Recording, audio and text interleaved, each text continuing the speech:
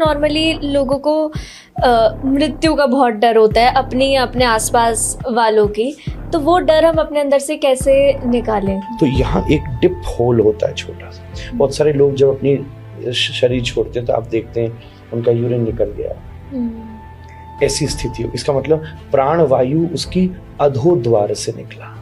बहुत सारे लोग इनका मुंह खुला रहेगा, इसका मतलब उन्होंने प्राण थोड़े खींच लिए थे। किसी की आंखें फटी रहेगी। और फिर जब कोई प्राण छोड़ता है और जब इस छोटे से हेयर लाइन जैसे एक जैसे बच्चे को यहाँ टच नहीं करते ना, कहते ये बहुत सॉफ्ट है, तो वहां से प्राणवायु निकल जाए तो कहते उसको सीधा मोक्ष मिलता है। अगर डेथ की प्लानिंग आपको आ गई, उस सिचुएशन को हैंडल करना आ गया, तो कोई समस्या नहीं है। फिर तो आप उसमें वो प्लेजर पा सकते हो कि मृत्यु मोक्ष हो जाएगा। वो शव यात्रा नहीं, वो शिव यात्रा है। ऐसा कहते हैं कि अच्छे से पूजा करो, सही तरीके से पूजा करो, मतलब क्या तरीका है वो सही जो है, जो अच्छा तरीका है? उसके बाद जब ब्रीदिंग करते हो तो आपके प्राणों को आप खींचते हो अपने ऊपर। First creation of your existence is the navel, क्योंकि माँ से आप नेबल से जुड़े थे। नेबल से ये पूरा बॉडी ब्लॉसम हुई। एनर्जी का फ्लो दो साइड है, एक वो नीचे से निकल जाता है, दूसरा उसका ऊर्ध्व का। कि हम कृष्ण जी की पूजा करें या हम राम जी की पूजा करें? मैं कृष्ण से नीचे समझौते ही नहीं कर सकता, मुश्किल ही है। रामचरितमानस में शिव जी से बड़ा कौन है? शिव से पूछा आप किसका ध्यान करते हो, तो एक बड़ी फेमस चौपाई है जो हर आदमी जानता होगा, मंगल भवन अमंगल हारी द्रवहुषु दशरथ अजिर बिहारी। इसका मीनिंग शायद किसी को नहीं पता, ये दोहा सबको आता होगा। आज आप बता दो मुझे।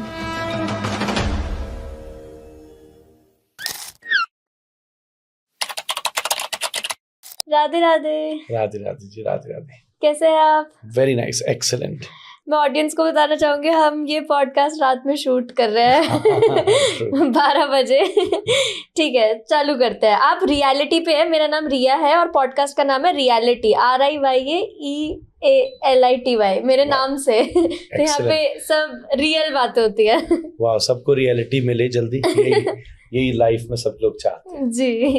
ठीक है, तो स्टार्ट करते हैं। मैं आपसे सबसे पहला सवाल ये पूछना चाहूंगी कि हमेशा राधा का नाम पहले लिया जाता है कृष्ण के नाम से, तो ऐसा क्यों है?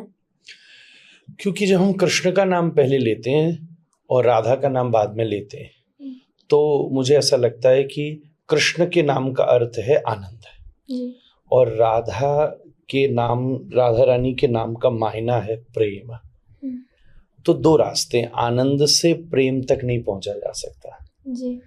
प्रेम से आनंद तक पहुंचा जा सकता है। इसलिए जब पहले प्रेम होगा और वो सच्चा होगा, तो व्यक्ति अगर आनंद मिल गया तो फिर तो प्रेम की जरूरत ही नहीं है।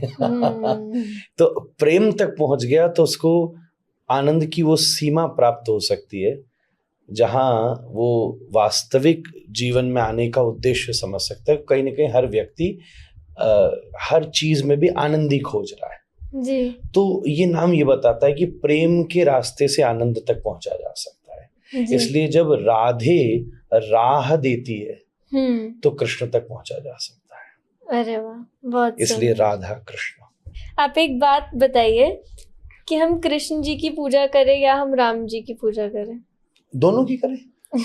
मतलब आप थोड़ा सा फर्क कोई नहीं है, तत्व एक ही है। जैसे आप बोलो कि मुझे गोल्ड खरीदने जाना है, ठीक है, तो गोल्ड खरीदना क्या होता है? कुछ नहीं होता। गोल्ड नहीं खरीदा जाता, गोल्ड किसी साधन में लिया जाता है। इवन आप बोलो गोल्ड खरीदा तो आपने बॉन्ड खरीदा, तो बॉन्ड भी एक मैकेनिज्म है। या आपको गोल्ड खरीदना था तो आपने कॉइन खरीदा, तो कॉइन भी एक प्रकार से शेप है। आपको गोल्ड खरीदना है तो आपने बैंगल्स लिए, इयररिंग्स लिया, या आपने नेकलेस लिया, तो खरीदने आपने पैसा गोल्ड का दिया। अगर वही शेप सिल्वर में होता था आप पैसा सिल्वर का देते, वही शेप स्टील में होता था आप स्टील का पैसा देते, तो आपने पैसा गोल्ड का दिया है। डिफरेंस यहाँ शेप से नहीं होगा जी। आज आपका मन किया कि मुझे बैंगल्स की जरूरत नहीं है, तो आपने ज्वेलर को दिया कि इसका तू नेकलेस बना दे। तो तत्व में तो सब एक है, कृष्ण तो एक ही है। गोल्ड का मतलब कृष्ण जी, जो खींच ले। अब वो अलग अलग शेप्स लेकर आ रहा है। कभी जब जगत को वैल्यूज सिखानी होती है तो राम बन के आ जाते हैं। जब ये बताना होता है कि मैं भक्त के लिए सब करने को तैयार हूँ, तब नृसिंह बन के आ जाते हैं। जब ये कहता है कि मेरे को जरूरत पड़ जाए किसी अच्छे को बचाने के लिए, तो मैं दूसरे के सामने हाथ भी फैलाने को तैयार हूँ, तब वामन बन के आ जाता है। जब ये बताता है कि जीवन की पराकाष्ठा क्या है, एक एक्सट्रीम लाइफ का इलास्टिक पूरी खींच दो, आनंद क्या है, तो स्वयं कृष्ण उतर के आ जाते हैं। जब ये बताना होता है कि स्टेट ऑफ एनलाइटनमेंट क्या होती है, तो बुद्ध आ जाते हैं। और ऐसा कहते हैं कि जब युग बदलना होगा तो कल्कि आ जाएंगे।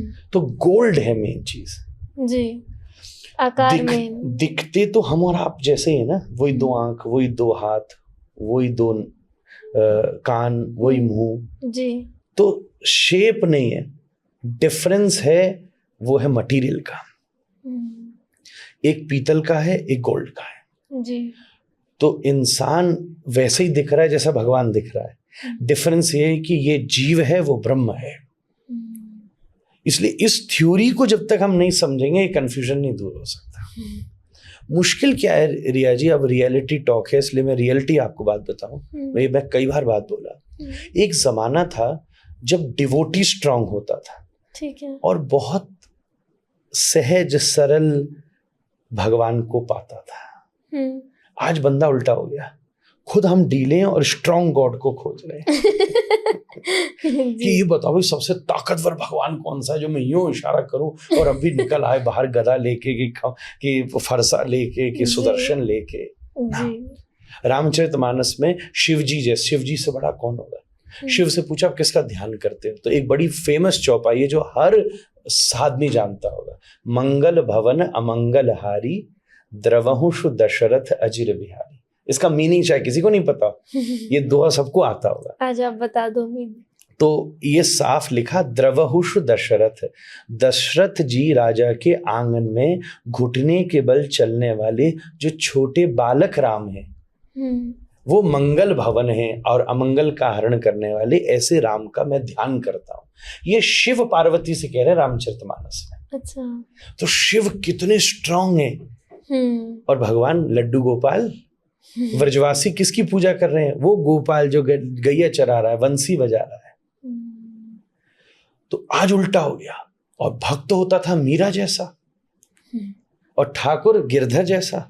मीरा जो जहर पचा गई और नाच रही है, हल जहर दे दिया। दुनिया में ऐसा जहर किसी को आज तक नहीं दिया गया था जैसा मीरा को दिया गया। भक्त होता था प्रहलाद जैसा, जो मारने की कोशिश हो फिर भी कुछ नहीं हो, और भगवान बिल्कुल बंसी वाले हमारे ठाकुर जी। आज उल्टा हो गया, बंदा कहता है मैं तो सुबह उठ नहीं सकता है ना, मैं कोई नियम रख नहीं सकता, मैं फास्ट कर नहीं सकता, मैं वृंदावन जा नहीं सकता, गर्मी मुझे सहन हो नहीं सकती, परिक्रमा में दे नहीं सकता, स्क्रिप्चर में पढ़ नहीं सकता, ध्यान में कर नहीं सकता, और भगवान चाहिए मुझे कि मैं यूं बोलूं और प्रकट हो जाए सामने। ऐसा तो मुझे नहीं लगता कभी किसी का काम बन सकता। तो स्ट्रॉन्ग डिवोटी बनो, और भगवान तो सारे सहज ही हैं। जब तुम स्ट्रॉन्ग हो जाओगे तो फिर तुमको भगवान सिंपली सहज ही मिल जाएगा। ये बड़ी बात है।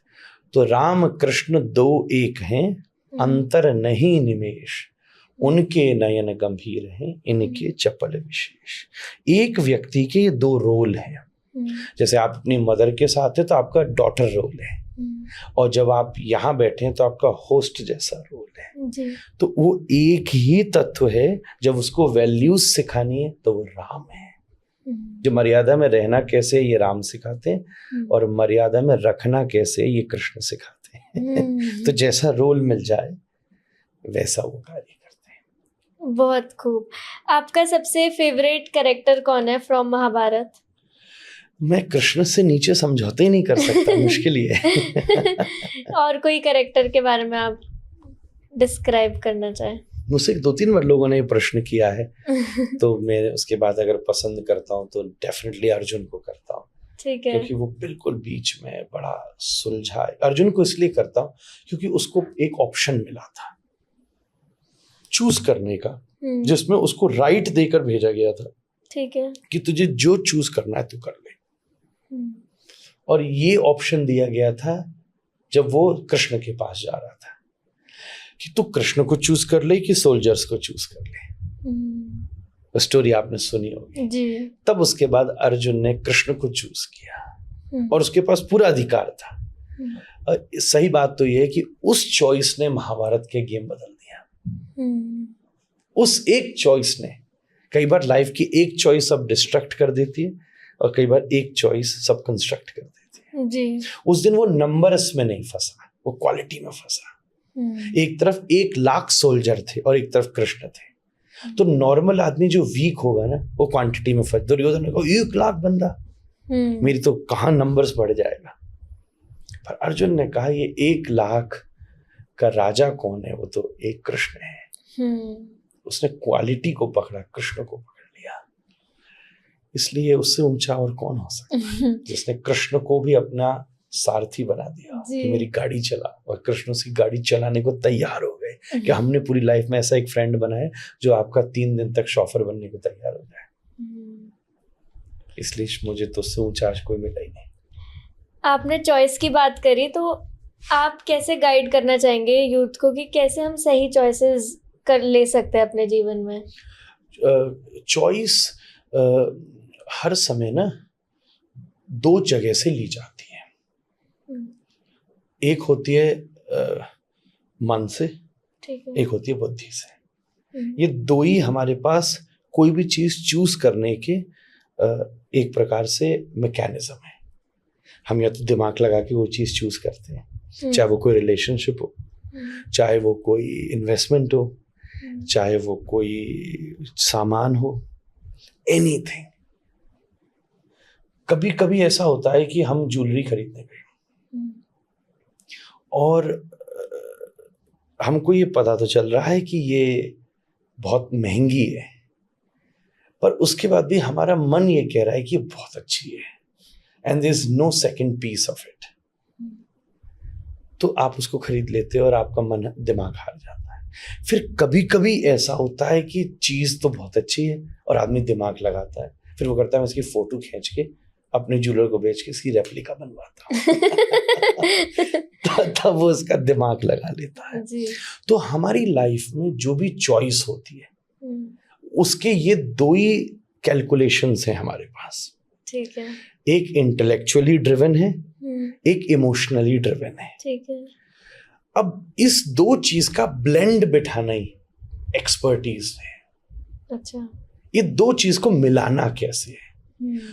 केवल दूध है तो दूध ही मिल्क हो गया, केवल कॉफी है तो ब्लैक कॉफी हो गई, कैपुचिनो बनानी है तो कॉफी और दूध का ब्लेंड जरूरी है जी। तो मेरे हिसाब से जो दूध है वो इमोशन है और जो कॉफी है वो इंटेलेक्ट है। अब सिचुएशन कैसी है उसके हिसाब से हमें ब्लेंड बैठाना चाहिए। तो मेरा हिसाब ये है, इस दुनिया में जो करिए, when it's come to financially, when it's come to relationship, when it's come to anything related to someone else, ये blend ऐसा होना चाहिए जिसमें दिमाग ज्यादा हो जी और दिल थोड़ा हो। दिल लगाओगे नहीं तो स्वाद ही नहीं आएगा, टेस्ट ही नहीं आएगा। फिर दूसरी चीज है कि जब हमने कोई रिलेशनशिप, कोई चीज कर दी, कोई एस्टेब्लिश हो गया, फिर अगर हम उसमें दिमाग लगाएंगे तो खराब करता है। अच्छा। फिर हमको बहुत केयरफुली अपने मन को ज्यादा आगे लाना चाहिए जिससे वो उसकी अच्छी चीजों को पिक करे और इसको और ब्यूटीफुल बनाने की कोशिश करे। So before taking an action, दिमाग ज्यादा यूज हो, दिल कम यूज हो। Once you have performed an action तो फिर हमारा दिल ज्यादा यूज हो, दिमाग सीमित यूज हो। ऐसा मेरा एक्सपीरियंस कहता है। सबका अपना अपना अनुभव हो सकता है। ऐसा कहते हैं कि अच्छे से पूजा करो, सही तरीके से पूजा करो। तो सही तरीके से पूजा करने का मतलब क्या तरीका है वो सही जो है, जो अच्छा तरीका है? अच्छे तरीके का मतलब ये, पहले तो ये डिसाइड करना होगा कि हम पूजा किसकी कर रहे हैं। ठीक है। तो अच्छा तरीका है कि हम जिसकी कर रहे हैं उसके हिसाब से करें, न कि अपने हिसाब से करें। जैसे आपको खाना खिलाना है तो मेरे हिसाब से बना के खिलाओगे। हो सकता है कि मुझे इंडियन पसंद है और आप मैक्सिकन बना के लाए, तो I will not enjoy that. तो हम जिसकी पूजा करने वाले हैं उसकी पूजा में उसको जो पसंद है वो हम सामने रखें। तो जैसे हम श्री कृष्ण की पूजा कर रहे हैं तो कोई भी पूजा हम करें तो भगवान को हम कम से कम अच्छे से श्रृंगार करें, क्योंकि कहते हैं कि श्री कृष्ण को सजना बहुत अच्छा लगता है। अलंकार प्रियो विष्णु, विष्णु और उनके जितने अवतार हैं उनको अलंकार बहुत प्रिय है। फिर हम उनके भोग हमने सामने धरे, जैसे 56 भोग रखते हैं सामने, तुलसी जी उसके सामने डालते हैं, तो ये सब स्वभाव श्री कृष्ण को अच्छे लगते हैं। अब वहीं हम बात करें हनुमान जी की, तो हनुमान जी को हम भोग धरें सब करें, पर हनुमान जी खुद ब्रह्मचारी हैं, इसलिए उनको सेलिबेसी बहुत पसंद है। इसलिए उनकी जितनी पूजा करोगे वो तभी एम्पावर्ड होगी जब उस पूरी डेडिकेशन और डिसिप्लिन के साथ की जाएगी, तब उसका रिजल्ट मिलेगा। उनको पसंद ही वही है। ये भाव है। देवी की पूजा करो तो बच्चे की तरह करो, क्योंकि वो माँ है, माँ के सामने उस भाव से उसकी पूजा करो। अब हम गणपति की पूजा करते हैं तो उनके सामने लड्डू रखते हैं, उनको मोदक प्रिय मुद मंगल दाता शब्द है कि मंगल को देने वाले, और लड्डू बहुत पसंद करते हैं। लड्डू का मतलब होता है जो मिलकर और जुड़कर बनता है। तो जब फैमिली जुड़कर पूजा करती है तो गणेश को बड़ी खुशी होती है, क्योंकि वो फैमिली मैन है। बात बनी कि भैया आज अनंत चौदस का दिन है, बात बनी कि भाई पृथ्वी की परिक्रमा दो, और गणेश ने दौड़ के शिव पार्वती की परिक्रमा दे दी। वो रिद्धि सिद्धि के साथ रहते, सजे धजे रहते, फैमिली मैन है गणेश जी, और सबको यूनाइटेड रखने में उनको बड़ा ही मजा आता है। इसीलिए मोदक लड्डू जो है वो यूनिटी से बनता है। बूंदी को, आटे को, किसी भी बेसन को जब आप कलेक्ट कर लेते हो तो लड्डू बन जाता है। ऐसे जब फैमिली कलेक्ट हो जाती है तो गणेश खुश हो जाते हैं। इसलिए आप देखना गणेश की पूजा ज्यादातर फैमिली यूनिटी में ही होती है। मजा भी उसका तभी आता है। जैसे सूर्य को खुश करना हो तो सूर्य प्रणाम से खुश होता है। योग में भी सूर्य नमस्कार होते हैं, तो 12 प्रकार के सूर्य नमस्कार लिखे। तो सूर्य को प्रसन्न करना हो तो मैक्सिमम हम प्रणाम करें, कम से कम रोज 12 प्रणाम करने चाहिए, दंडवत। आप हेल्थ वाइज भी बहुत अच्छे हो जाएंगे।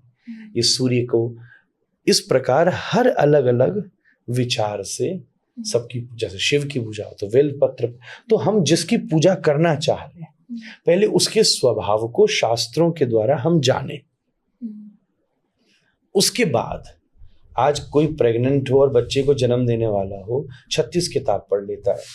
आजकल तो मैंने सुना है पेड कोर्सेज आने लग गए, कपल जाकर के कोर्सेज ले रहे हैं, और उनको वो डॉल जैसा बेबी पकड़ा देते हैं कि होल्ड कैसे करना है, कि लेटाना कैसे। बड़े बड़े मैटरनिटी हॉस्पिटल्स में ये ट्रेनिंग हो रही है, और यहाँ स्वयं ईश्वर सामने बैठा है और हम उसकी कोई वहाँ यूँ कहते हैं जो मेरा मन वो चलो, बस जो मेरा भाव है भगवान ले लेते हैं। फिर ऐसा अगर हमारा थॉट है तो फिर तो मंदिर बनाने की भी कोई जरूरत नहीं, फिर तो कोई आवश्यकता नहीं, फिर तो भाव ही भगवान सीधा ले लेगा। तो ये हमने थोड़ी सी खिचड़ी सी बन गई है अपने यहाँ, क्योंकि हमने ना स्क्रिप्चर्स को पढ़ना बंद कर दिया है। तो जब हम स्क्रिप्चर्स की एजुकेशन ठीक से लेंगे तब हम इन डेप्थ उसको समझ, जब तक मैनुअल नहीं पढ़ा तब तक गैजेट कैसे हैंडल होगा। आपने ये बात की तो आप एक बात मुझे बताइए, ऐसा भी कहते हैं कि तुम अगर किसी गरीब की मदद कर दो तो समझ लो वही तुमने भगवान को खुश कर दिया, अच्छी बात है, नो प्रॉब्लम। तो 2 ऑप्शन है, अगर कि मैं मंदिर जाऊं या मैं किसी गरीब की मदद करूं तो क्या करे? मेरे पास 10 रुपया है, अब मेरे पास एक ऑप्शन है कि मैं 10 रुपया अंदर जाके चढ़ाऊं, कि बाहर अगर कोई 3 दिन से भूखा बैठा है उसको रोटी खरीद के खिलाओ, तो मैं कहूँगा रोटी खरीद के खिला दो, बिल्कुल नो प्रॉब्लम। इसके लिए मुझे जिसको जो कहना हो I make you free to say that, पर डाइजेस्ट करने की ताकत होनी चाहिए।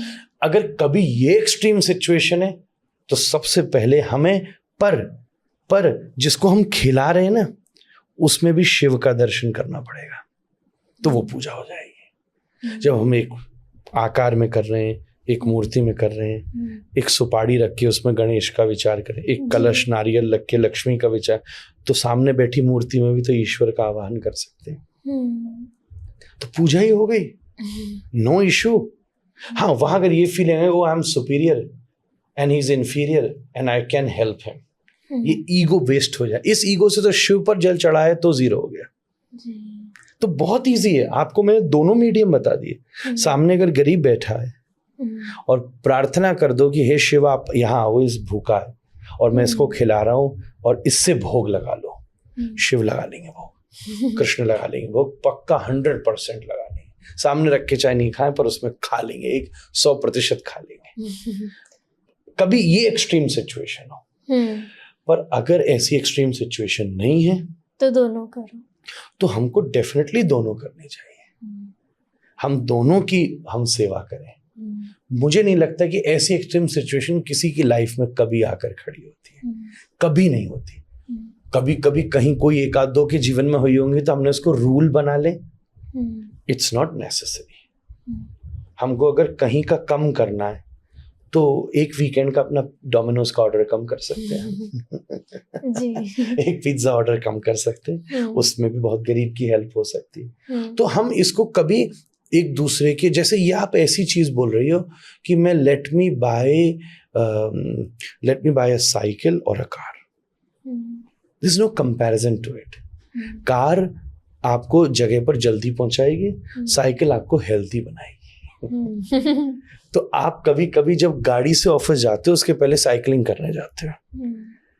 आप दोनों को कंपेयर नहीं कर सकते कि मैं साइकिल से हेल्थ लेकर आ रहा हूँ और गाड़ी से वेल्थ लेकर आ रहा हूँ।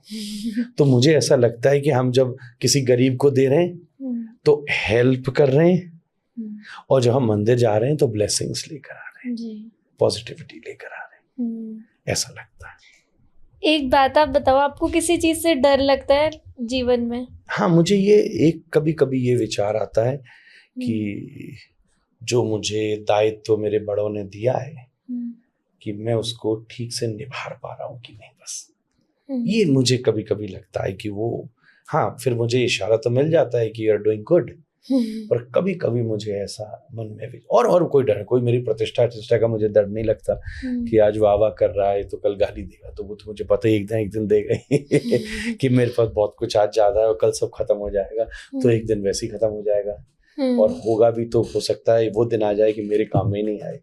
ये सब चीज मुझे नहीं फर्क डालती, पर मैं ये कभी कभी जरूर विचार करता हूँ कि मेरे गुरुओं ने, मेरे बड़ों ने जो मुझे दायित्व दिया है, मैं इस टाइम उसको जेन्युइनली आगे ले जा पा रहा हूँ कि नहीं। जैसे रिले का गेम होता है ना, उस समय आपको जब वो होल्ड करने को स्टिक मिलती है तो उस टाइम केवल इतना ही फियर होता है कि दौड़ के वो अगले वाले आदमी को पकड़ा सके, और उसको किसी एंड तक नहीं जाना, अगले आदमी तक पहुंचाना है। तो जब कहीं लेगेसी होती है ना तो ऐसे ही होती है। मेरे गुरु ने, मेरे पिता ने वो स्टिक मेरे हाथ में दी और मैं अभी लेकर दौड़ रहा हूँ उसको, तो मैं अपना टर्न बेस्ट परफॉर्मेंस में कर दूं तो आगे तक जिता दूंगा सबको, और अगर मैं ढीला पड़ गया तो पिछले वाले की परफॉर्मेंस भी वेस्ट हो जाएगी और आगे वाले की परफॉर्मेंस भी वेस्ट हो जाएगी। तो मैं क्योंकि एक लेगेसी से कनेक्टेड हूँ, एक लिनिएज से कनेक्टेड हूँ, जिनकी वजह से मुझे ये मिला है, और उन्होंने मेरे हाथ में ये स्टिक दी है और मैं लेके दौड़ रहा हूँ, तो मैं जस्ट उसको इतनी परफेक्टली दौड़ना चाहता हूँ कि मैं जब अगले के हाथ में स्टिक दूं तो वो कवर अप करके ये भगवान से शुरू हुई चीज घूम के भगवान तक पहुंच जाए। जैसे मैंने आपसे ये सवाल पूछा कि आपको किसी चीज़ का डर है, वैसे मैं यूजुअली लोगों से बात करती हूँ तो नॉर्मली लोगों को मृत्यु का बहुत डर होता है, अपनी या अपने आसपास वालों की, तो वो डर हम अपने अंदर से कैसे निकालें? मृत्यु के मेन डर के रीज़न क्या है, पहले ये जानिए। सबसे पहले रीज़न ये है कि मैं कहाँ जाने वाला हूँ मरने के बाद, what's going to happen to me. Exactly, जैसे कि फॉर एग्जाम्पल अगर मुझे पता हो कि मेरे पेरेंट्स कनाडा जा रहे हैं और फिर चाहे वो मुझसे 10 साल ना मिले तो मेरे मन में सेटिस्फेक्शन है कि वो वहाँ है, वो ठीक है, बट वो प्रॉब्लम ये है कि पता ही नहीं कहाँ जा रहे हैं। ये पहला फियर है। उसके बाद में दूसरा फियर ये है कि मैं जो चला जाऊंगा तो जो यहाँ है उनका क्या होगा। मेजरली ये दो फियर है मृत्यु के। इफ यू नो फियर भी किस चीज का है तभी तो इसका सॉल्यूशन होना। ये बस केवल फियर है, इसका कोई सॉल्यूशन नहीं है जी। तो मेजरली ये दो प्रकार के फियर होते हैं। इसको एक्सप्लेन किया श्रीमद् भागवत में। भागवत में जब परीक्षित राजा शुकदेव जी से कथा सुनने आया तो वो भी मरने वाला था, तो उसको ये फियर एक्सप्लेन किया शुकदेव ने कि हम कहाँ जाने वाले और हम सबको छोड़ के जाने वाले हैं। तो ये 2 फियर लाइफ में होते हैं। तो मुझे ऐसा लगता है कि आपके अभी के कर्म अपने आप आपको ये इंट्यूशन दे देते हैं कि आप कहाँ जाने वाले हो। आप इस समय जो कर रहे हो आप वहीं जाने वाले हो। मतलब जो बीज बो रहे हो वही खेती लगने वाली है। ऐसा थोड़ा ना कि सेब की बीज लगाएं और आम की खेती मिलेगी जी। तो हम जो करने वाले हैं वही हमको मिलने वाला है, सीधा सॉल्यूशन है। हम जो करने वाले हैं हमको वो मिलने वाला है। दूसरी बात ये कि हमारे साथ लोग जैसे हैं हमारे जाने के बाद वो वैसे ही होने वाले हैं। सीधा सीधा सॉल्यूशन ये है। काफिले लोग चले जाते हैं, राहगीर गिर जाते हैं, काफिले निकल जाते हैं। ये तो ऑलवेज होता है। तो जब ये 2 चीजें होती हैं तब लाइफ में फियर होता है। मेरे को कोई दूर दूर तक फियर नहीं, मैं तो अभी ले चल रहा।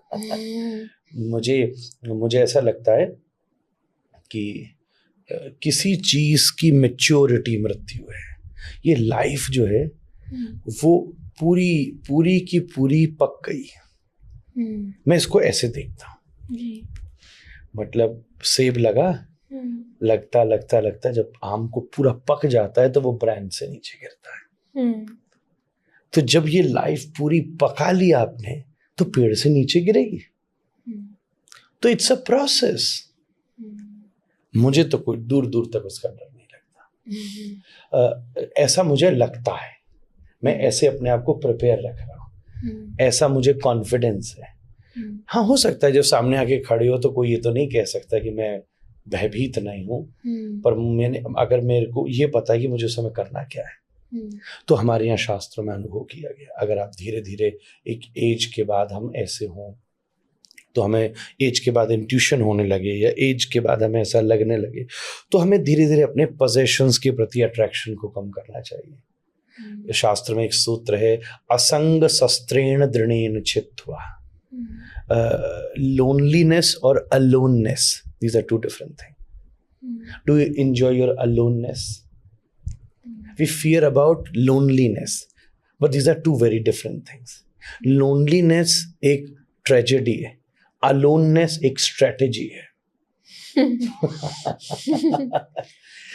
संस्कृत में एक शब्द है अकेलापन और एकांत। आपको कुछ भी प्रिपेयर करना था, कहते मेरे को थोड़ा एकांत दो। जैसे ये इंटरव्यू था, आपने जो थोड़ी रिसर्च करी तो आपने कहा मुझे थोड़ा एकांत दो, let me think on it. तो स्ट्रेटेजी बनती है जब एकांत होता है। तो आई वुड से कि जब दैट सिचुएशन सामने खड़ी हो तो हमको अलोननेस की प्रैक्टिस अगर होगी through meditation, through chanting, being spiritual, तो थोड़ा सा हम लोग उसके प्रति अलोननेस को में प्रिपरेशन कर सकते हैं, तब अपने आप को सजग कर सकते हैं।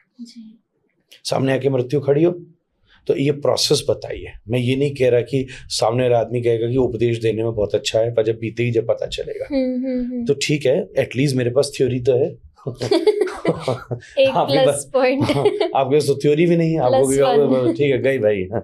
तो ऐसी टेक्निक बताई गई है कि जब ऐसी सिचुएशन खड़ी है तो अपनी ब्रीदिंग को आप कंट्रोल करने की कोशिश कीजिए, और ब्रीदिंग के द्वारा मैं भगवान का नाम लेकर धीरे धीरे अपने आप को कॉन्शियस करते हुए धीरे धीरे धीरे धीरे आप कभी ध्यान देना, इंजेक्शन लगाते समय भी इस समय पैथोलॉजिस्ट ब्रीदिंग की बात कहता है। एक्सपर्ट पैथोलॉजिस्ट टेस्ट करने आएगा तो थोड़ी सी गहरी सांस लीजिए। तो जो ब्रीदिंग है वो पेन को नम करती है।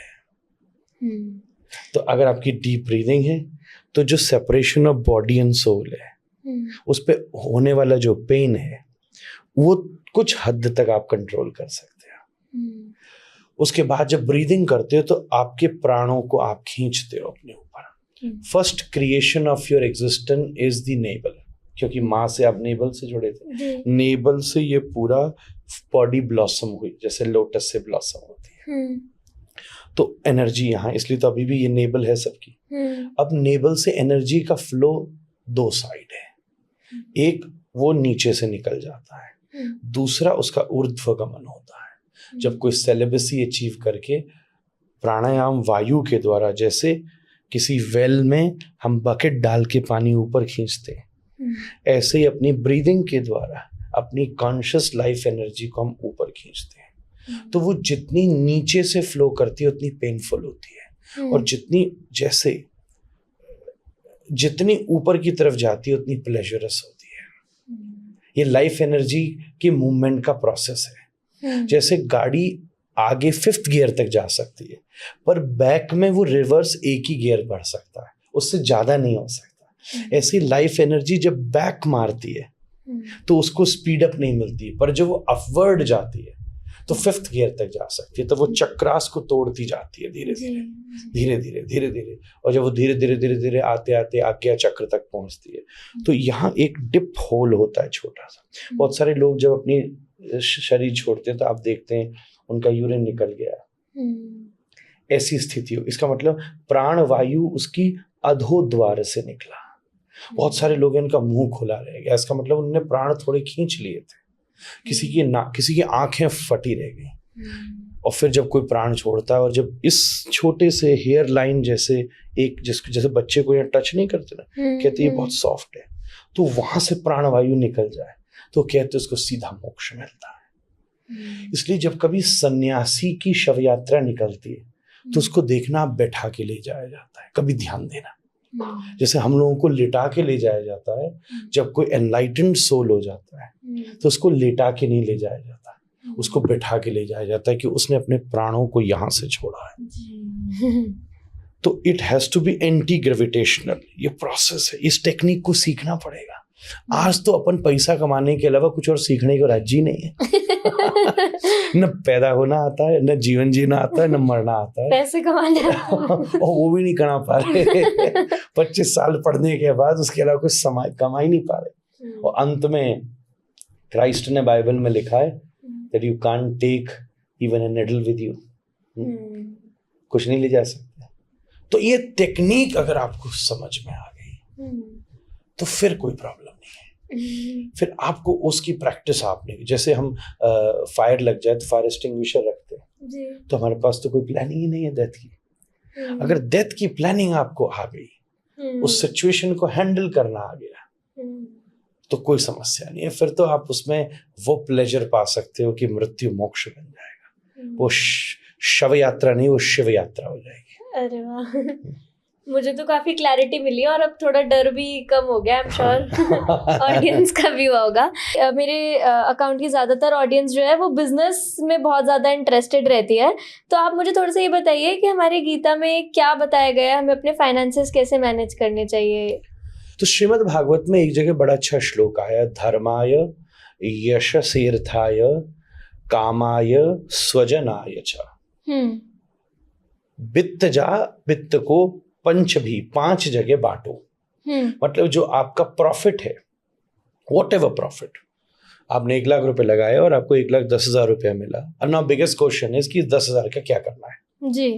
आज आदमी ये तो सीख गया है कि 1 लाख लगा के 10,000 कैसे कमाना है, ये कैलकुलेशन तो उसको आती है। ठीक है, कोई ज्यादा लंबी चौड़ी नहीं है। तो आज 1 लाख रुपए से 1,10,000 कैसे कमाना है। कोई फंड क्रिएट कर रहा है, कोई SIP कर रहा है, कोई प्रॉपर्टी इन्वेस्टमेंट्स कर रहा है, कोई गोल्ड कर रहा है, कोई लॉन्ग टर्म कर रहा है, कोई शॉर्ट टर्म कर रहा है, सब कर रहा है जी।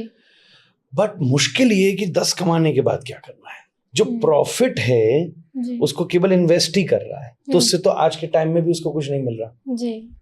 वो वहीं की वहीं घूम रहा है। वो सोच रहा है कि एक फ्यूचर आएगा जो बहुत अच्छा होगा जी। तो दलाई लामा का एक बड़ा फेमस कोट है that first we waste our health to get the wealth and then we waste our wealth to get the health। ऐसे जीवन खत्म हो जाता है। तो जो प्रॉफिट है उसको श्रीमद् भागवत कहती है 5 पार्ट्स में बांटिए। पहला पार्ट है धर्माय। जो भी आपको, धर्म शब्द का मतलब वेलफेयर भी है, राइटनेस भी है, whatever you want to define it. अभी मैं उस शब्द को इतना डिफाइन नहीं कर रहा, मैंने बहुत से इंटरव्यूज में किया है।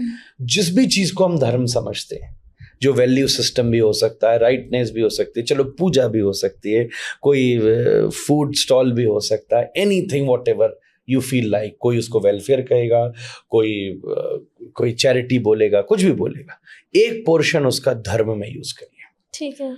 दूसरा पोर्शन श्रीमद् भागवत का श्लोक बोल रहा हूं, देखिए हमारे शास्त्र कितने रैशनल बिहेव करते हैं, ये माइथोलॉजी नहीं है, ये ट्रूली साइंटिफिक है जी। यशसेर्थाय, यश।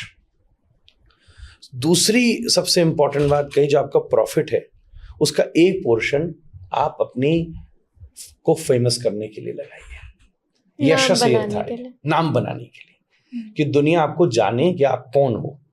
तब आप जो अच्छे काम करोगे उसको relish भी करेगी, isn't it? कोई बहुत बड़ा काम, बहुत नॉर्मल आदमी बड़े बड़े काम कर जाए, ज्यादा लोगों को नहीं पता होता। कोई बहुत बड़ा आदमी गाड़ी से उतर के एक के ऊपर थोड़ा शॉल भी उड़ा देता है, तो बड़े बड़े इन्फ्लुएंसर्स वायरल कर देते हैं उसको। तो यश, थोड़ी प्रतिष्ठा हो समाज में, अच्छे आदमी की प्रतिष्ठा होगी तो अच्छा आदमी इंस्पिरेशन बनेगा जी। और वही आदमी उसे रोल मॉडल बना के प्रोग्रेस करेगा। तो धर्माय, यश। तीसरी बात की अर्थाय। अर्थाय से मतलब क्रिएटिंग एसेट्स, जो आज हम लोग करते हैं। आज दो ही काम कर पा रहे हैं, या तो we are just spending it, कि चिल करो भाई, chill and then don't worry about the bill, फिर बाद में पिल खा रहे हैं कभी स्ट्रेस की, कभी डिप्रेशन की, और कभी हेडेक की, कभी एंजाइटी की। पहले chill, no bill, then we need a pill, that's it. तो दो ही चीज लग रही है। तो थोड़े स्मार्ट हैं, वो एसेट क्रिएट कर रहे हैं, और कुछ एक लोग हैं जो एसेट भी क्रिएट कर रहे हैं, चिल भी कर रहे हैं, और तीसरे लोग हैं जो केवल ही एसेट ही क्रिएट करे जा रहे हैं, कुछ कर ही नहीं जिंदगी में सुबह से लेके शाम तक। उसी एक, जैसे कुएं में मेढक होता है ना, उसी सिस्टम में फंसे हैं। तो 5 पार्ट का, तीसरा पार्ट है एसेट क्रिएट करो। मतलब जितने भी लोग खुद को बहुत फाइनेंशियली स्मार्ट मानते हैं कि वो सारे स्मार्ट फाइनेंशियल डिसीजंस ले रहे हैं, सारे पैसे इन्वेस्ट कर रहे हैं, प्रॉपर रिटर्न्स आ रहे हैं, और अपने शौक में ही नहीं लगा रहे, तो आपके हिसाब से वो ठीक नहीं कर रहे। नहीं, वही अगला स्टेप है, काम आ गया। चौथा स्टेप ही ये का कि जो तुम्हारी डिजायर है उस पर लगाओ। ठीक है, आपको घूम के आना, घूम के आइए, आपको कोई घर खरीदना है, खरीदिए, आपको कोई गाड़ी खरीदनी, खरीदिए, काम आया। Whatever your desires are, you thought that I have done a hard work, और मुझे कोई एक अच्छी चीज में वर्थ मुझे लगती है कि मुझे चाहिए, ये मैं उसको डिजर्व करता हूँ, तो नो मैटर, जरूर आदमी को लेनी चाहिए। श्रीमद् भागवत का श्लोक कह रहा है, धर्माय, यश, अर्थाय मतलब एसेट, कामाय जो भी आपके डिजायर है, अगर कुछ पोर्शन हम अपने आप को खुश करने के लिए किसी भी चीज, वो ऑफ कोर्स वो चीज नशे की नहीं है, एडिक्शंस की नहीं है, इसको तो कोई अच्छा नहीं मानेगा जी। पर एक चीज जो कि कोई बहुत अच्छी है, आपको कहीं बहुत अच्छी जगह घूमने की जगह मिली है, तो we should see the world. बिल्कुल, देयर इज नो इशू। अगर आपको कोई अच्छी कंफर्टेबल गाड़ी आप ले सकते हैं, अफोर्ड कर सकते हैं, पर उसी को गोल बना के अब आप अपना क्रेडिट स्कोर बढ़ाते जाएं और बढ़ाते जाएं, उसका कोई मतलब नहीं है। और अंतिम चीज कही वो है स्वजन आयज।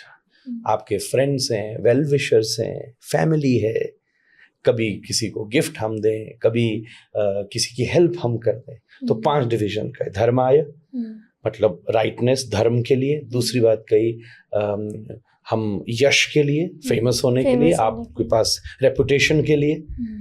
तीसरी बात कही एसेट क्रिएशन के लिए। चौथी बात कही डिजायर्स को फुलफिल करने के लिए। और 5वीं बात कही अपनी फ्रेंड्स एंड रिलेटिव्स को सपोर्ट करने के लिए। प्रॉफिट को इन 5 चीजों में डिवाइड करना चाहिए। तो ये जो अर्थ है, ये काम को सेटिस्फाई करता है, काम से धर्म तक पहुंचा जाता है, और धर्म से मोक्ष को प्राप्त किया जाता है, जिसको हमारी वैदिक संस्कृति में 4 पुरुषार्थ कहे जाते हैं, धर्म, अर्थ, काम और मोक्ष। जी, बहुत सुंदर।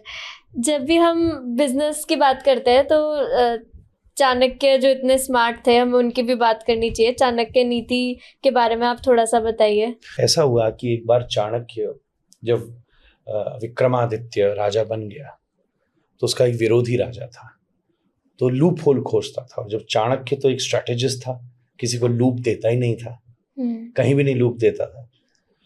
तो एक बार पता चला कि किसी विशेष दिन वो राजा एक मंदिर में पूजा करने जाता है, और वो मंदिर हिल टॉप पर है। तो ये बात सामने वाले बंदे को पता चल गई। अब वहां जगह तो बहुत छोटी सी थी ऊपर, तो may be with 30-40 soldiers Chanakya और चंद्रगुप्त उस मंदिर में पूजा करने जाता था। ठीक है। तो उस टाइम पर सामने वाले को पता चला कि ऊपर 50 सोल्जर्स हैं, तो नीचे से 1000 सोल्जर्स को लेके तो सामने वाला बंदा लड़ने आ गया, ठीक है, और पूरे माउंटेन को घेर लिया। अब तो चंद्रगुप्त ऊपर बैठा हुआ, चौंके कि ये क्या होगा, अब तो गए हम, आज खत्म हो गए। तो बहुत देर तक चाणक्य पंडित सोचते रहे। फिर चाणक्य पंडित ने पूछा कि ऊपर मंदिर में कितनी प्लेट्स हैं। तो पता चला कि उस मंदिर में कभी कभी भंडारे होते थे, लंगर लगते थे, साधु संत आते थे, तो शायद लगभग 10,000 प्लेट्स थी। ठीक है। और फिर पूछा कि वहाँ कितनी चावल दूध है, तो पुजारी जी ने बताया ये रखा है। तो उन्होंने कहा जो भी है बनाइए, बनाया। और 50 सोल्जर्स को लगाया कि जल्दी जल्दी उन चावल दूध को लेके प्लेट के ऊपर लेपो। जैसे पत्तल होते डिस्पोजेबल, पत्ते की प्लेट आती थी पहले, उसके ऊपर लपेटो। तो 10,000 प्लेट्स के ऊपर वो थोड़ा खीर जैसा बना के लापसी जैसी लपेटी गई। और जब वो तैयार हुए जल्दी जल्दी, तो फिर उनसे कहा अब इनको नीचे फेंको। ठीक है। तो हिल टॉप से हवा में एक गट्ठर बना बना के फेंकना शुरू किया।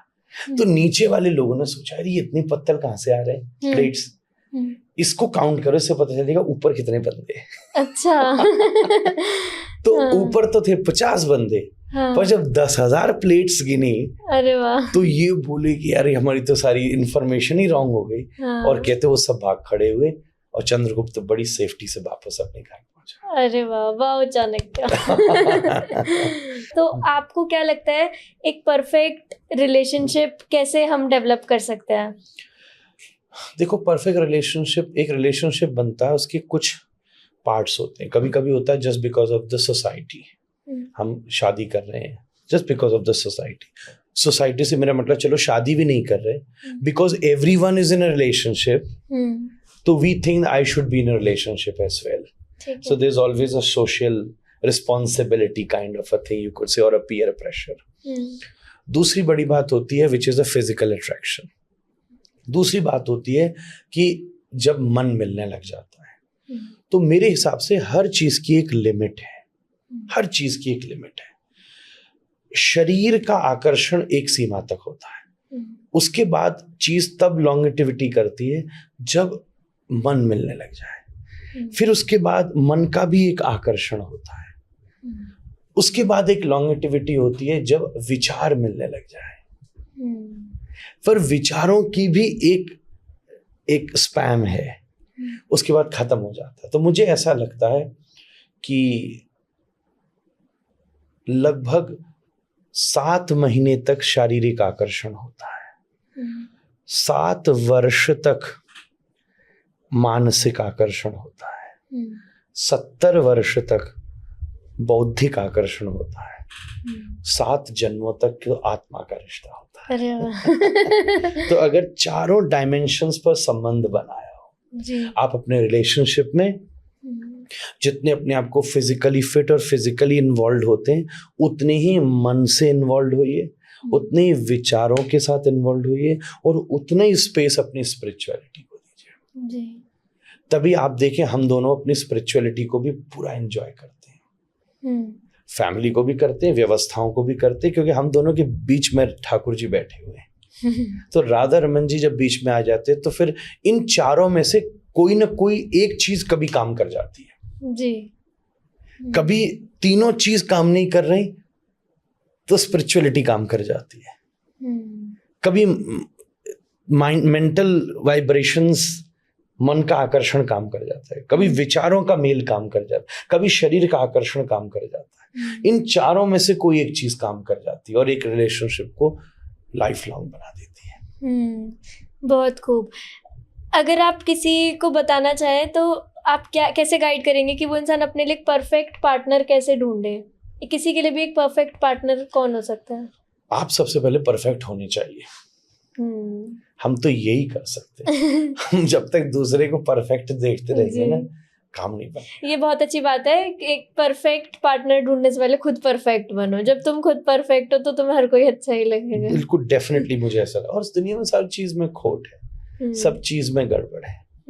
खुद परफेक्ट हो जाए, ट्राई करें जी, तो लाइफ में अपने आप परफेक्शन आता रहेगा।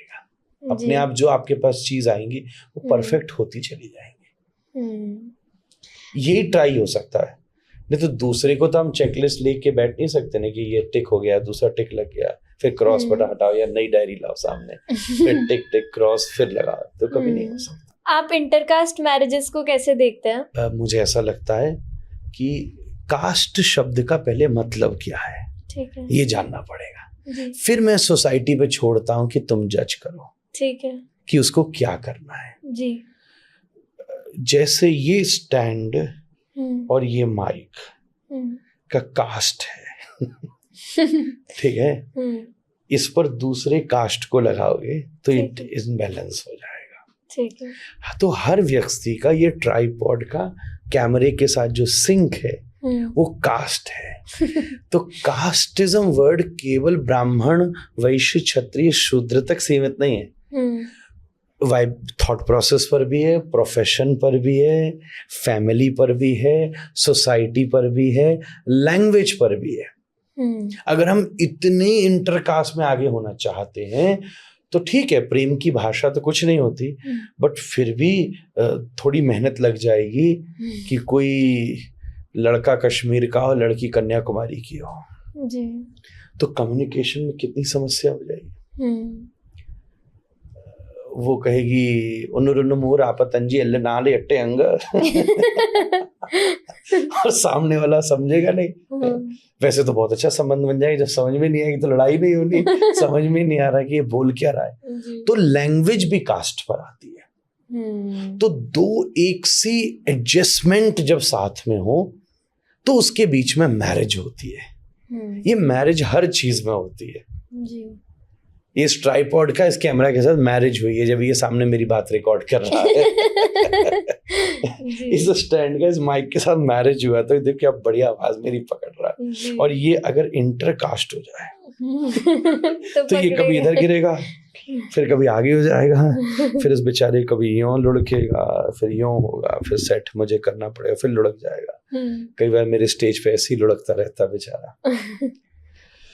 तो हमने केवल सोसाइटी में ये समझा है कि कोई एक कास्ट से है, कोई दूसरी कास्ट का है, मतलब ब्राह्मण, वैश्य, क्षत्रिय, शूद्र खास जी, और इनके बीच में जो शादी होती है हम उसी को इंटरकास्ट कहते हैं। पर वो यहाँ तक की लैंग्वेज नहीं है, वो बहुत भी डिटेल्ड है। तो मुझे ऐसा लगता है कि आपको डिसाइड करना चाहिए कि जब सब चीजें मैच कर रही हैं तो बहुत अच्छी बात है जी। मैरिज क्योंकि दो ही लोगों के बीच में नहीं हो रही, दो फैमिलीज के बीच में हो रही है, दो सोसाइटीज के बीच में हो रही है। बहुत सोच समझ के करनी चाहिए, बहुत सोच समझ के करनी चाहिए।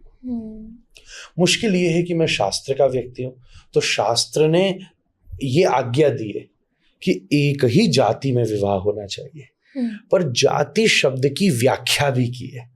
तो लोग इतना सा पढ़ने के बाद खत्म कर देते हैं। तो जब जाति शब्द की व्याख्या होती है, जैसे रेड रोज, येलो रोज, व्हाइट रोज, ये एक रोज की जाति है, एक ग्रुप है, एक कास्ट ऑफ रोज है, ठीक है। एक ट्यूलिप है, ये एक कास्ट ऑफ रोज है। ऐसे ही सोसाइटी में एक कास्ट है जो कि प्रोफेशन के हिसाब से, माइंड के प्रोसेस के हिसाब से, थॉट प्रोसेस के हिसाब से, फैमिली के हिसाब से, लैंग्वेज के हिसाब से, सोसाइटी के हिसाब से, फाइनेंसेस के हिसाब से, एजुकेशन के हिसाब से, सब विचार करके दो फैमिली आपस में सिंक करें और वो दोनों मिल करके एक बहुत अच्छी जनरेशन को सामने क्रिएट कर सके। टू गुड पीपल मिलके एक ग्रेट पर्सनैलिटी को पैदा कर सके। ये मैरिज के पीछे का उद्देश्य था। काफी अच्छे। आप लाइफ में क्विटिंग को कैसे देखते हैं? जैसे फॉर एग्जांपल एक शादी नहीं चल रही है, रिलेशनशिप अच्छा नहीं चल रहा है, तो क्या डाइवोर्स ले लेना चाहिए, या फिर इसी एंगल में क्विटिंग नहीं, अगर आप कोई बिजनेस कर रहे हैं बहुत टाइम से नहीं चल रहा है तो क्या क्विट करके दूसरी चीज कर लेनी चाहिए? भगवान ने और डेस्टिनी ने, सोसाइटी ने, एजुकेशन ने आपके सामने रॉ मटेरियल रखा है।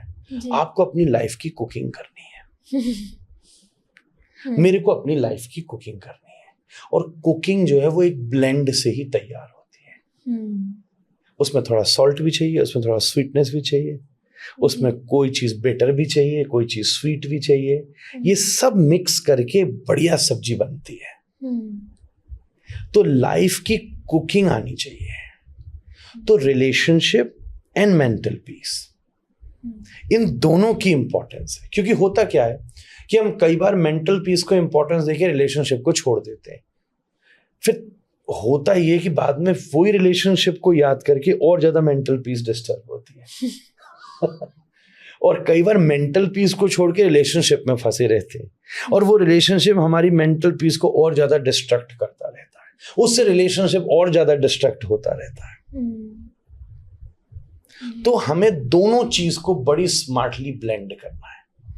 एक हद तक अपनी मेंटल पीस भी चाहिए, और दूसरा उस रिलेशनशिप को, अब दोनों में रिलेशनशिप कैसा है उसके हिसाब से प्रायोरिटी करके हमें आगे बढ़ना चाहिए। मैं कहूँ केवल अपनी मेंटल पीस को आप ध्यान दो तो आदमी अभी इतना स्ट्रांग नहीं हुआ कि वो केवल मेंटल को एक जगह छोड़ के दूसरी जगह जाएगा, फिर वहां से उसको झंझट होगा तो तीसरी जगह जाएगा, वहां से झंझट होगा तो चौथी, तो घूमते घूमते चले गए, फिर भी मेंटल पीस तो कहीं उसको मिली नहीं। पीस के चक्कर में उन्होंने कितने पीसेस में बट गए, कुछ हाथ ही नहीं लगा।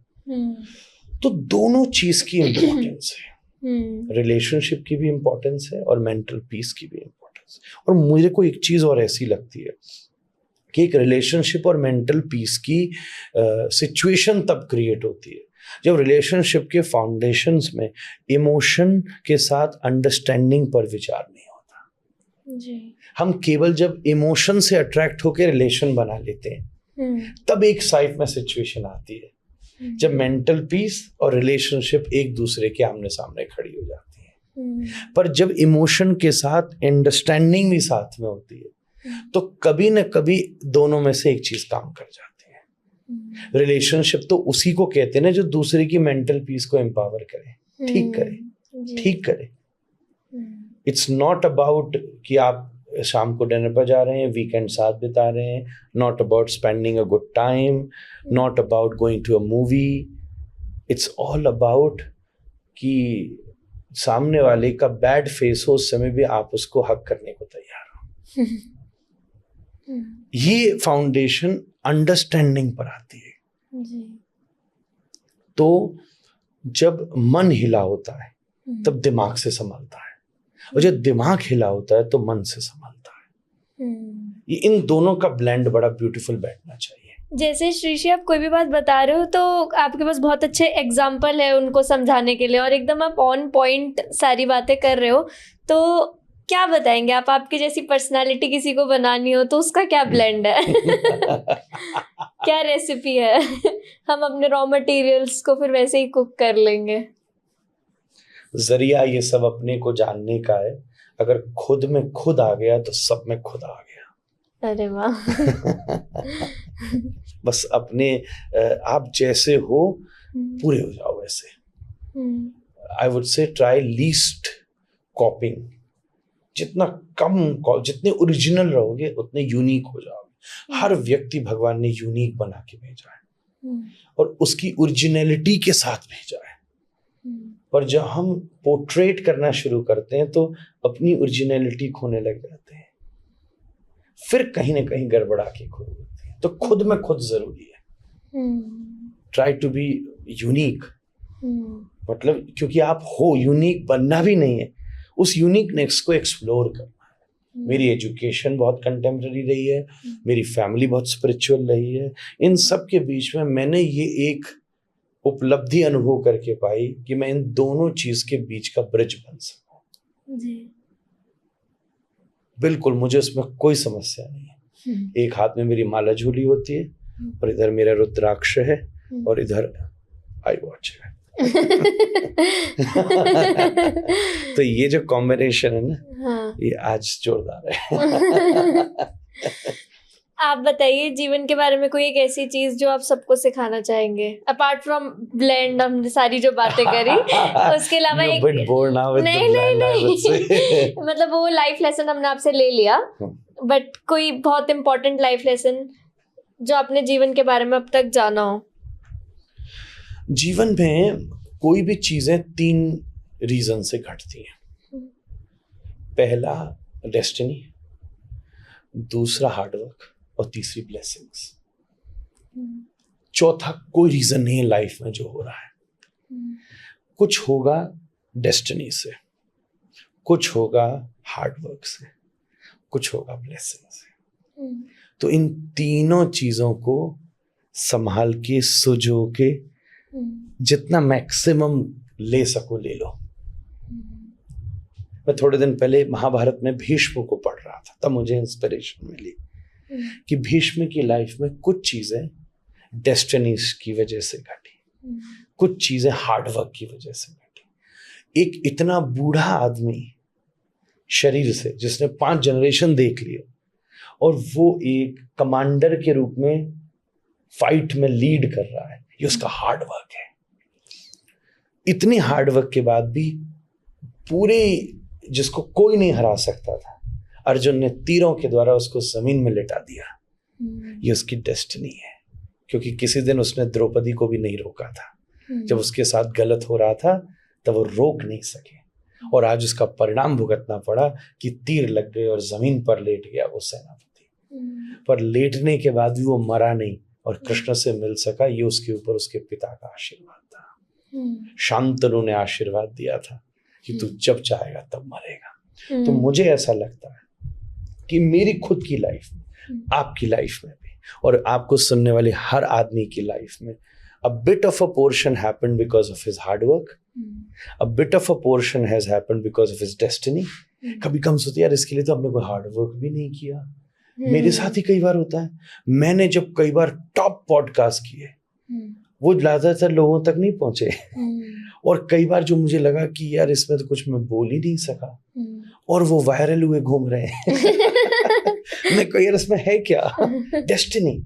अभी थोड़े दिन पहले किसी एक फेमस सिंगर का इंटरव्यू फेमस हो गया, I don't know name it, but because जो उसके होस्ट थे वो मेरे से बहुत अच्छे से क्लोज फ्रेंड ने, तो उन्होंने मुझे बात बताई। उसने खुद अपने मुंह से बोला कि मेरा एक बहुत वायरल गाना, मुझे नहीं पता कि उस गाने में है क्या। It's useless, it's worthless. He said himself. तो खुद कह रहे मेरे तो उसमें कोई हार्डवर्क नहीं, फिर भी वो गली गली में बजाया गया। तो sometime destiny works, sometime hard work, sometime destiny. आज सुबह मुझसे मिलने आए व्यास जी, एंड वो ये चमक दमक एक भजन बड़ा फेमस हुआ ना, वो गाया। आज का दिन बहुत ग्रेट है, आपको बताओ। आज नीम करोड़ी बाबा को समाधि लिए 50 वर्ष पूरे हुए, तो आज का दिन बड़ा ऑस्पिशियस है, जबरदस्त दिन है। तो वृंदावन मेरे से मिलने आए, उन्होंने मुझे बताया कि मैं तो 2018-19 में गाना बनाया था भजन, ये पता नहीं क्यों 22 में फेमस हो गया। तो मैं बोला बता, टाइम होगा, डेस्टिनी होगी। तो कोई चीज हार्डवर्क से बनती है, कोई चीज डेस्टिनी से बनती है, और कोई चीज ब्लेसिंग से मिलती है। तो इन तीनों चीजों की वर्थ हम जीवन में सीख गए। तो तीनों में से कोई एक काम कर रही है, ये मानकर तीनों को मैक्सिमम इकट्ठा करना शुरू कर देंगे। हार्डवर्क भी करेंगे, और गुड डीड से गुड डेस्टिनी भी क्रिएट करेंगे, और जहां मौका मिलेगा वहां गुड ब्लेसिंग्स भी रिसीव करते रहेंगे। तो तीनों में से जो काम करेंगे वो लाइफ में ऑलवेज रेलेवेंट और सक्सेसफुल हमें बना के रखेंगे। That's what I personally feel. ये जो आप बात बता रहे हो ना, एक डॉक्टर भी आए थे पॉडकास्ट में, तो वो यही बोल रहे थे कि कभी कभी इतना डिफिकल्ट ऑपरेशन होता है किसी किसी पेशेंट का, और हम पहले ही बोल देते हैं कि बचना बिल्कुल मुश्किल है, और फिर भी पेशेंट बच जाता है, एकदम ठीक हो जाता है ऑपरेशन करने के बाद। और कभी कभी इतनी इजी सर्जरीज होती है जिसको हमें लगता है कि ये तो हम तुरंत कर देंगे, और उसमें पेशेंट नहीं रहता। तो वो खुद ये कह रहे थे कि हमें लगता है कि ये कर तो मैं रहा हूँ, बट करवा कोई और रहा है। बिल्कुल सही, बिल्कुल सही। एवरी डे मैं खुद अनुभव करता हूँ, गला तो मेरा है पर गवैया कोई और है। हम आप सब मीडियम हैं। कृष्ण ने कहा है गीता में, निमित्त मात्रम भव सव्यसाचिना, कि हे अर्जुन भूल नहीं जाइए कि I only made you a medium जी, I am the one who is playing around with everyone. मैं हूं केवल जो सबको खिला रहा हूं। तो बस ये 3 चीजें हैं, hard work, destiny and then the blessing. इन तीनों को बना लीजिए तो लाइफ सक्सेसफुल हो जाएगी। थोड़ा सा श्रीशी, अब हम पुराने टाइम में चलते हैं। आप मुझे थोड़ा सा विजुअलाइज कराओ कि एग्जैक्टली हमारे कृष्ण जी कैसे दिखते थे, वो टाइम कैसा था, आप कैसे डिस्क्राइब करोगे? बस यही सबसे कठिन प्रश्न है। जो शब्दों में न समाये उसका नाम ही तो कृष्ण है। सारी ब्यूटी जिसके सामने फेल हो जाए उसको कृष्ण कहते हैं। भी हमारी पोइट्रीज में बड़े डिफरेंट, एक हमारे यहाँ भजन है, हमारे कृष्णदास भैया हैं, वो बड़े प्रेम से इस भजन को गाते हैं। मैं तो गाता नहीं हूँ, पर पता नहीं क्यों आपके प्रश्न पूछते मुझे वो बात याद आ गई। बिल्कुल। चांद सा सलोना मुख, लटें घूंघराली हैं, भौएं हैं कटीरी आंखें, तिरछी कटारी है। ओया के मधुर रसीले वचन, हायरिया पे अटक गयो मन।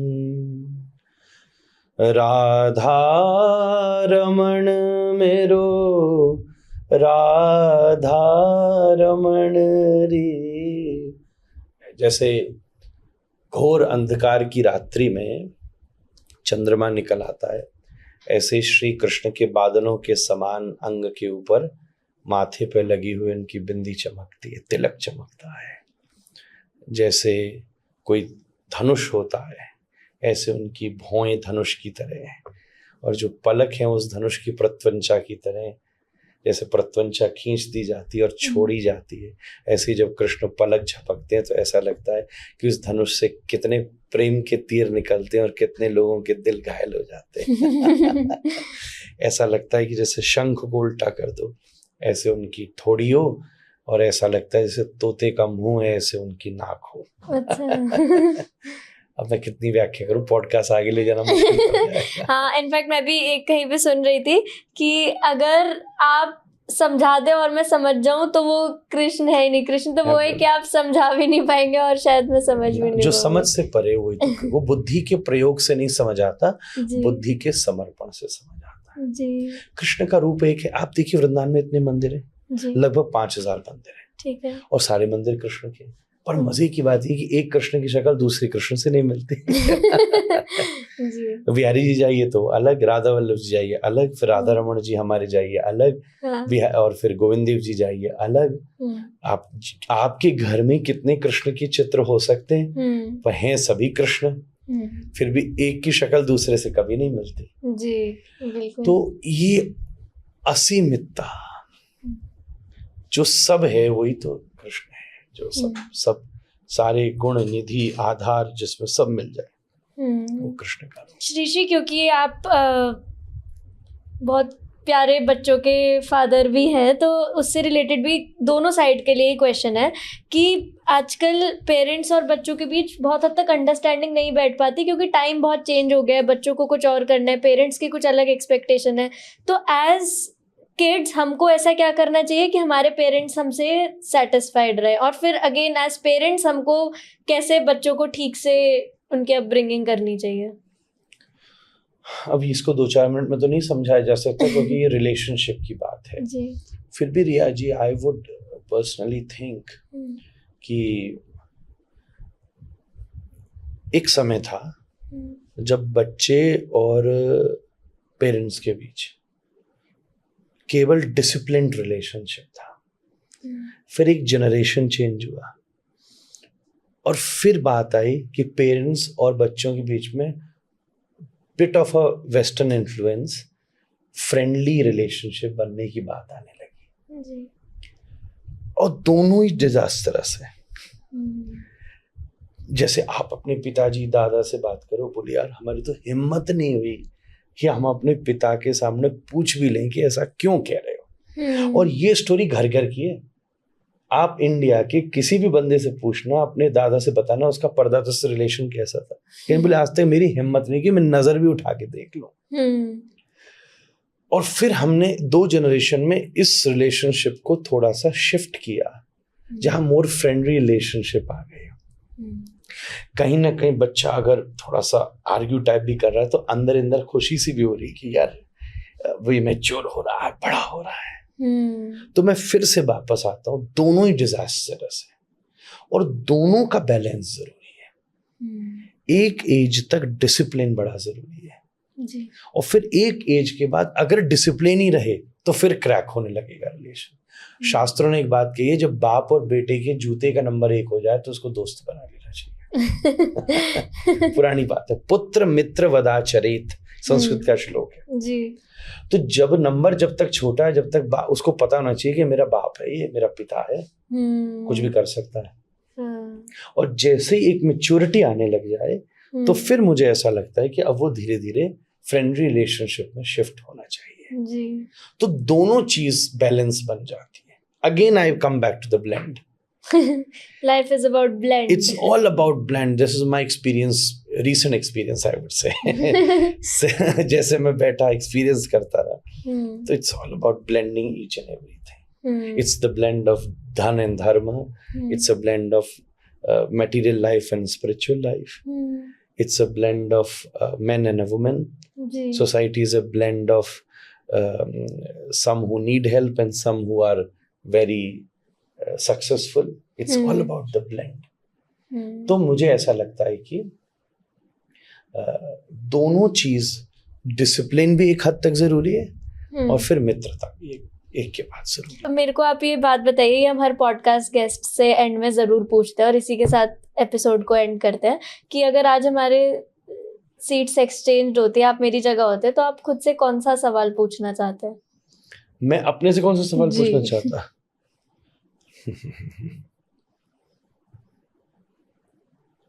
सब सोचते हैं।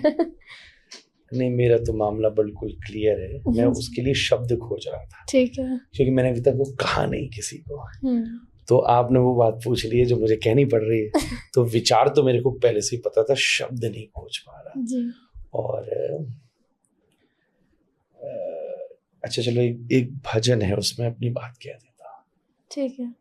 तेरी चौखट पे दिन गुजारा करूं,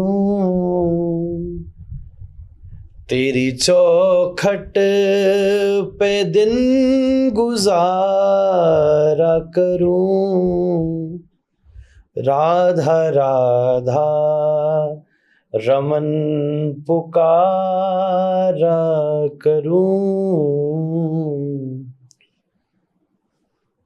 उसको बिठला के मैं मन के मंदिर में, उनको बिठला के मैं मन के मंदिर में, फिर सदा प्रेम से निहारा करूं, राधा राधा रमन पुकारा करूं, मुझको अपना लो, रख लो वृंदावन, मुझको अपना लो, रख लो वृंदावन।